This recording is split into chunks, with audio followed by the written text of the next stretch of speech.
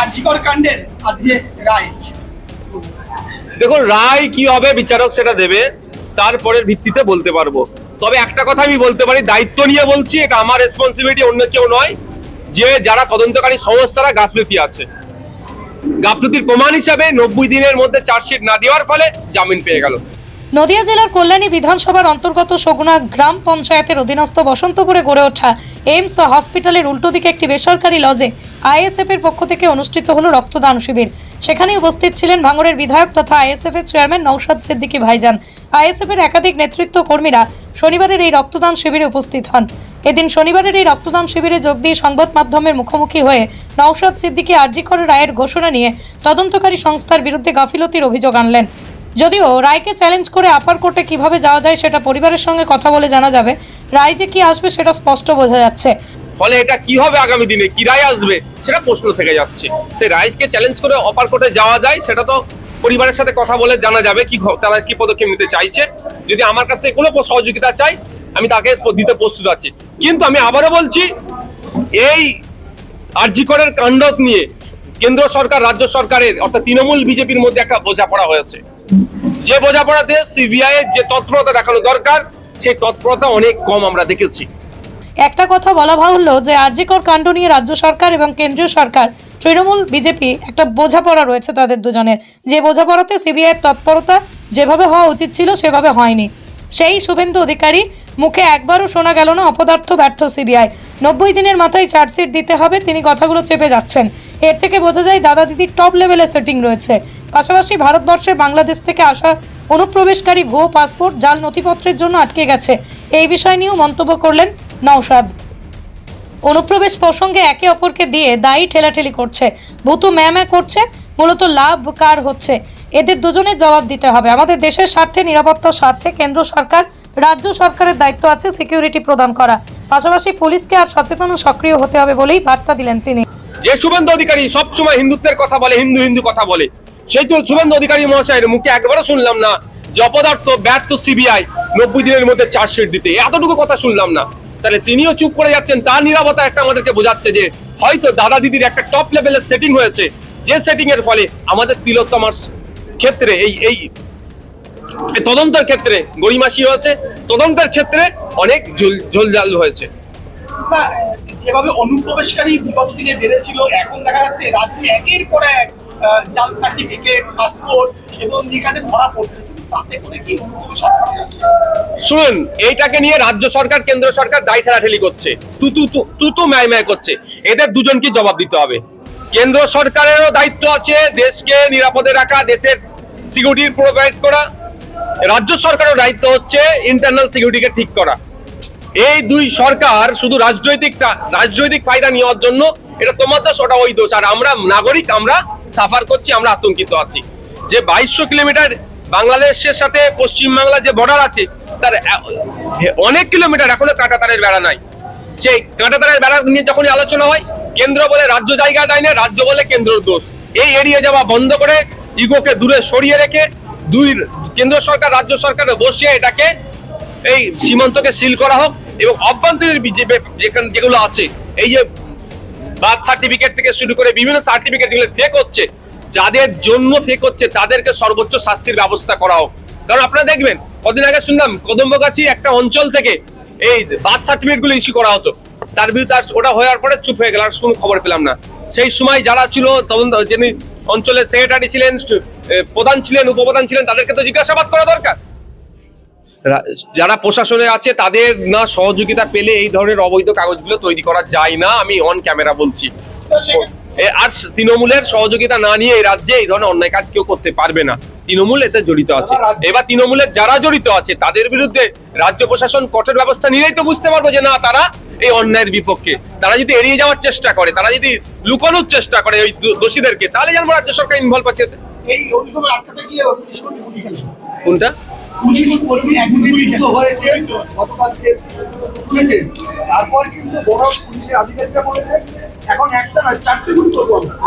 শুনুন, ওইটার সাথে এটা গুলিয়ে দেওয়া হচ্ছে, দুটো আলাদা ম্যাটার।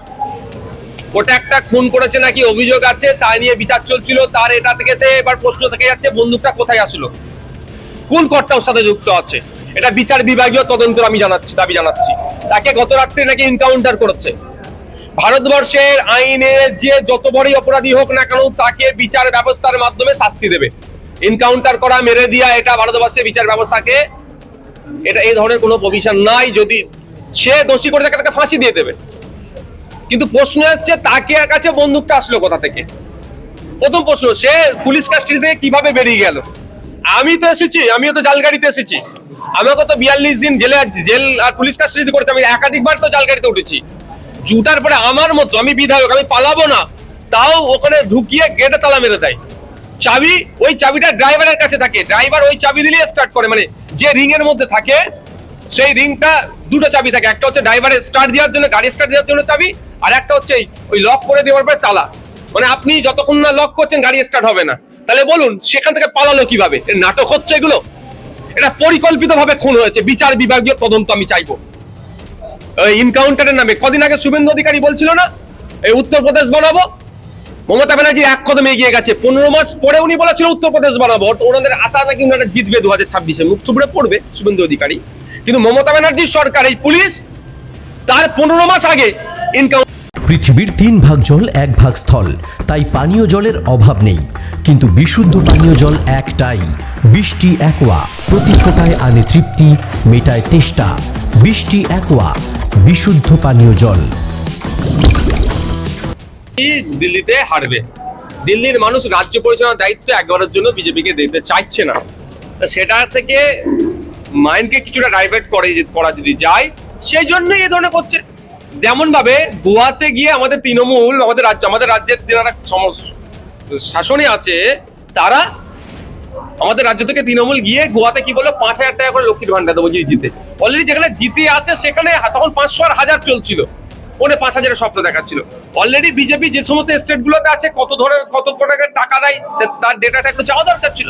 মুখ থুবড়ে পড়বে, সেই জন্য মানুষকে একটু করার চেষ্টা করছে। এতে দিয়ে ওই বিজেপি উদ্ধার হবে না। এই রক্তদানকে আটকানোর জন্য অনেক চেষ্টা। এই পুলিশ তার 15 মাস আগে এনকাউন্টার করে দিল। এটা উত্তরপ্রদেশে হলে ওই ছেলেটার ধর্মীয় পরিচয়কে দেখে ও মুসলিম করে তৃণমূলের নেতারা এখানে চিৎকার করতো। এটা উত্তরপ্রদেশে একটা মুসলমান ছেলেকে এনকাউন্টার করে দিয়েছে। আর আমারও রাজ্যে শুভেন্দু অধিকারী যেটা কথা বললো তার কয়েকদিনের মধ্যেই রাজ্য প্রশাসন এনকাউন্টার করে দেখিয়ে দিল। এটা নিয়ে চর্চা হবে না। আমি বিচার বিভাগীয় তদন্ত চাইছি। আর একটা কথা যেটা বললেন, পুলিশের কথা বলছেন, পুলিশকে সিরিয়াস হতে হবে। সিরিয়াস না হওয়ার ফলে এই ধরনের ঘটনা ঘটছে। আরেকটা যেটা বিষয় সেটা হচ্ছে স্যালাইন কাণ্ড। আমি নওশাদ সিদ্দিকী, আমার নামে অনেক সিবিআই অনেক সিআইডি ডেকেছিল, আমি বুক ফুলিয়ে চলে গিয়েছিলাম। একবার থানায় ডেকেছিল, আমি শীতের সময় কম্বল নিয়ে চলে গেছিলাম, যদি আমাকে আটকে দেয় আমি থেকে যাবো। আমার বুকে সাহস ছিল, ও যে আমাকে আটকালো, আমাকে আটকে রাখতে পারবে না দীর্ঘদিন, কারণ আমি অন্যায় করিনি। 12টা ডক্টরের সাথে যেটা হয়েছে সেটা তদন্ত হোক। কিন্তু একটা কথা আমি বলতে পারি, যেই সিলাইন কোম্পানিকে, যে ব্র্যান্ডকে কর্ণাটকা স্টেট, ওখানকে হেলথ মিনিস্টার থেকে শুরু করে স্টেট ব্যান করেছে। কিছুদিন আগে একটা দৈনিক ন্যাশনাল লেভেলের পেজেও তিনি ওই হেলথ মিনিস্টার একটা বড় আর্টিকেল ছেপেছিল।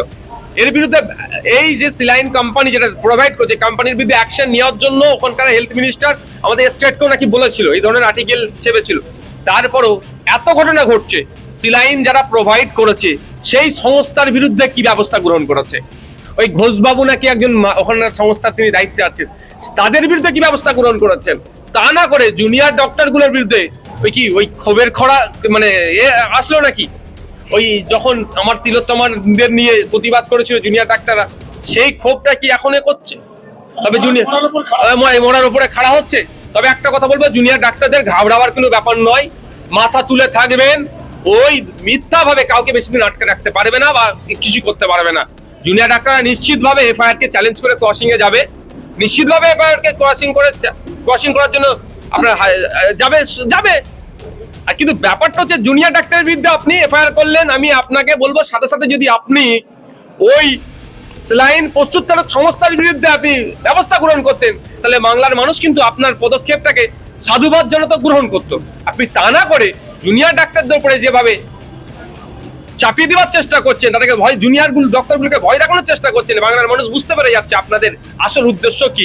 আসল উদ্দেশ্য এটা হচ্ছে স্যালাইন কোম্পানিগুলো নদিয়া জেলার সবথেকে বড় বিল্ডার্স চাকদার মা মনসা বিল্ডার্স রড ও সিমেন্টের পাইকারি ও খুচরো বিক্রেতা মা মনসা বিল্ডার্স পদ্মবিলা চাকদা নদিয়া রড কেনাকাটায় থাকছে ডিসকাউন্ট অফার মা মনসা বিল্ডার্স নদিয়ার সবথেকে বড় English medium school JRS public school প্রায় 35 বিঘা জমির ওপর গড়ে উঠেছে বিশাল ক্যাম্পাস নার্সারি থেকে শুরু করে উচ্চ মাধ্যমিক ITI college law college BEd college ভর্তি চলছে জেআরএস পাবলিক। আপনি কোথায় ইনভেস্ট করবেন, কেন করবেন বুঝতে পারছেন না তো?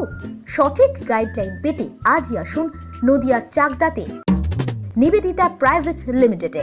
Nivedita private limited marketing and distribution service. Balcony বা সিঁড়ির রেলিং, মডিউলার কিচেন বা ড্রয়িং রুম, এক কথায় আপনার স্বপ্নের বাড়িকে করে তুলুন আরো সুন্দর।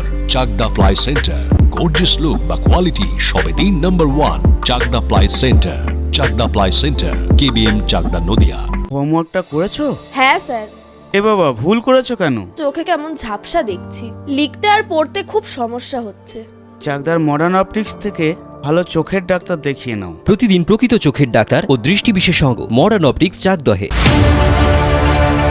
চাকদা অ্যালুমিনিয়াম সেন্টার, প্লাই, কাঁচ, laminates, kitchen fittings, door lock, window ও অ্যালুমিনিয়ামের খুচরো ও পাইকারি বিক্রেতা। Chakdah aluminium centre, Purbalalpur 50 number রেলগেটের পাশে, চাকদা নদিয়া।